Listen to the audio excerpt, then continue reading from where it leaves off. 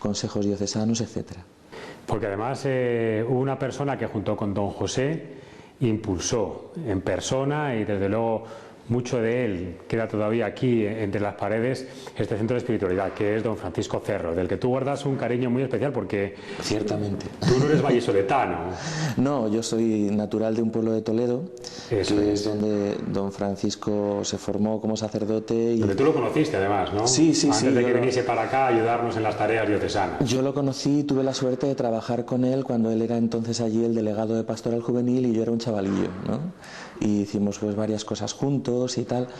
Y luego pues andando el tiempo y rodando las cosas, yo entré en el seminario, me ordené sacerdote y un buen día pues surgió la cuestión de poder venir a colaborar aquí al Centro de Espiritualidad y hemos trabajado codo con codo pues los últimos años, ¿no? Y bueno, pues claro, muy grato recuerdo y he aprendido además mucho de él, ¿no? Aquí además en el Centro de Espiritualidad hay como dos iniciativas que también es bueno que nuestros oyentes y nuestros telespectadores las conozcan, ¿no? Tenéis una potente página web y tenéis una maravillosa revista que se llama Agua Viva. Enséñales a nuestros telespectadores un poco uno de los números de Agua Viva que recomendamos encarecidamente, porque es una manera también de salir, aparte de lo que es esperar a que la gente llegue, tener ese punto de salida. El Centro de Espiritualidad desde los comienzos, desde el impulso de don José y que don Francisco Cerro, al principio junto con otro sacerdote que se incorporó también con él desde la diócesis de Toledo, Valentín Velasco, y desde aquí, desde Valladolid, Miguel Ángel Pardo, y luego ellos dos y finalmente luego conmigo. El centro siempre ha tenido como muy claro que su tarea es, a través de la espiritualidad y de la formación teológica y espiritual y pastoral, la evangelización, el dar a conocer la gran noticia del amor de Dios, y eso pues lo hacemos no solamente con las actividades que se organizan en casa, sino que queremos hacerlo llegar. A ese respecto hay 3 actividades, además de estas 2 que citabas, la revista Agua Viva, que está llegando ahora mismo pues a unos 1.300, 1.400 hogares, comunidades religiosas en toda España, en América, en el mundo entero. La más curiosa, la más lejana, la enviamos cada mes a la India, y la más curiosa a Noruega, donde tenemos alguna persona española viviendo allí y lo enviamos. Aparte de eso está la web, centrodespiritualidad.org, que comenzó hace unos años y que pues está convirtiéndose en un lugar muy visitado, tiene pues una media de 70-80 visitas diarias, ¿no?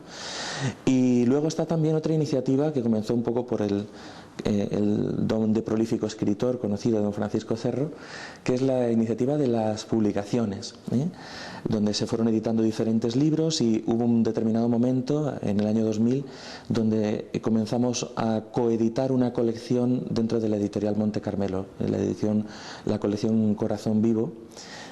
Y bueno, pues seguimos publicando. Ahora próximamente publicaremos precisamente una recopilación de artículos de la revista del Santuario que escribió en su momento el joven sacerdote don Marcelo González Martín, que luego sería cardenal, y sobre la vida del Padre Hoyos. Entonces hemos recogido todos esos artículos en una pequeña vida preciosa y va a salir pues en cuestión de 10-15 días. Ahora vamos a hablar de más actividades un poco que se van a enmarcar en el conjunto de actividades programadas para la beatificación del Padre Hoyos.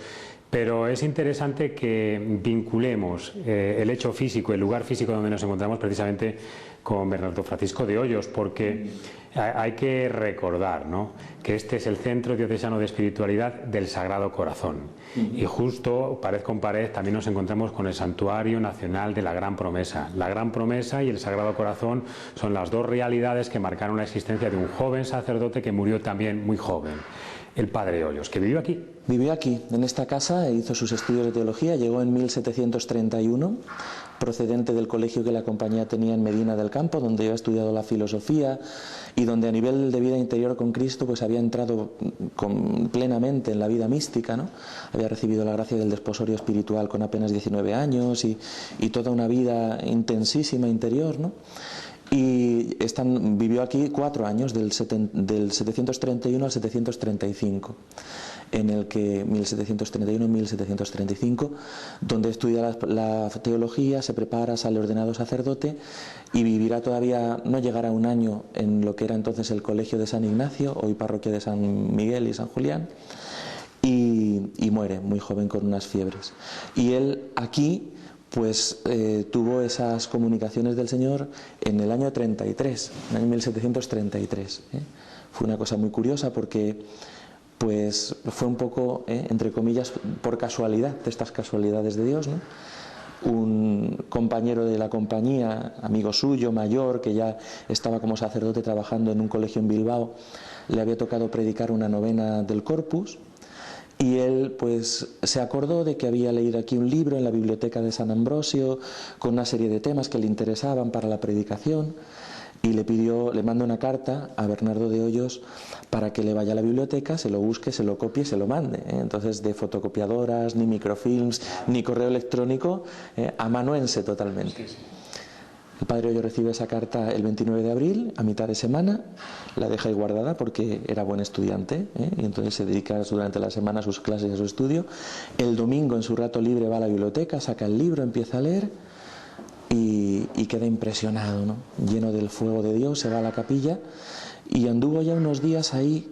Va narrando él en una cuenta de conciencia que escribe a su director espiritual, pues como esos días tuvo varios momentos de encuentro muy fuerte con Jesucristo, que corona el 14 de mayo de 1733. Ese día era jueves de la Ascensión, día de la Ascensión, y en la iglesia del colegio, que era lo que hoy es el santuario, decías hoy pared con pared, en aquella época no era pared con pared, era el mismo edificio. Sí, sí. Pues allí, después de la comunión, estaba pues en uno de esos encuentros, de esas revelaciones del Señor a él, y en medio de esto pues él le pedía, dice, yo andaba pidiéndole a la Santísima Trinidad que se pudiera lograr el celebrar la fiesta del corazón de Jesús, que se empezaba a extender en la vida de la Iglesia, ahora todavía poco conocida, pero que ya en Francia, por ejemplo, tenía mucha fuerza, o en Polonia, o sea, que se extendiera esa celebración, que aquí en España ni aun memoria hay de ella, ¿no? Y entonces dice que el Señor le respondió, reinaré en España y con más veneración que en otras partes, ¿no? Que es lo que se conoce como la gran promesa. Por lo tanto, cuando estamos celebrando la beatificación, estamos celebrando algo que sucedió aquí, en esta casa. Hace poquito, en un encuentro el día de San Juan de Ávila, en el encuentro de los sacerdotes, me encontraba con un sacerdote escocés que había estudiado aquí, que se había ordenado aquí, había venido por España, había venido ese día a celebrarlo con nosotros, y me decía, en su español con acento escocés, yo viví en la habitación que había sido del padre Hoyos, según la tradición, decía. Sí, porque eso me hace que se me ocurra una cosa que está muy extendida. Quizá no se le ha hecho justicia al padre Hoyos. Es posible que el hecho de que los jesuitas tuvieran que salir de España y que quedara un poco todo en stand-by supusiese también el olvido de personajes como el padre Hoyos, que vuelven a recuperarse ya entrado el siglo XIX, el siglo XX, ¿no? Que es cuando ya se recupera la posibilidad. Además hay un cambio en la normativa de canonización de la Iglesia Católica, que ya se ve la oportunidad de recuperar esa memoria perdida, y es cuando ya empieza ese proceso. Cuéntanos en líneas básicas ese proceso. Ciertamente el proceso da para un serial, porque al pobre le ha pasado de todo, ¿no? Tenemos ahora en la Semana del Corazón de Jesús una de las ponencias que nos dará el vicepostulador de la causa, el padre Postigo, que la ha titulado él así, de 1895, que es el año en que se inicia el proceso, 2009, avatares y peripecias de una causa de beatificación, porque es tremendo, ¿no? En primer lugar sucede, como decíamos, la expulsión de la compañía.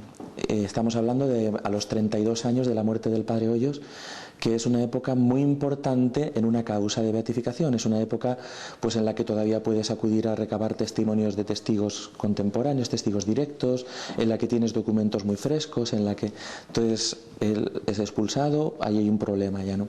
Años después la compañía incluso es disuelta a nivel de Iglesia Universal del mundo entero, con lo cual pues todo queda en el aire absolutamente, ¿no?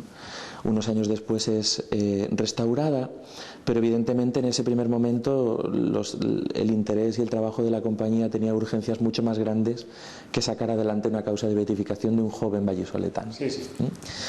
Entonces, rodando así las cosas, al final en 1895 es la diócesis de Valladolid la que pone en marcha el proceso de beatificación, y en 5 años hace toda la fase diocesana del proceso, en 4 años.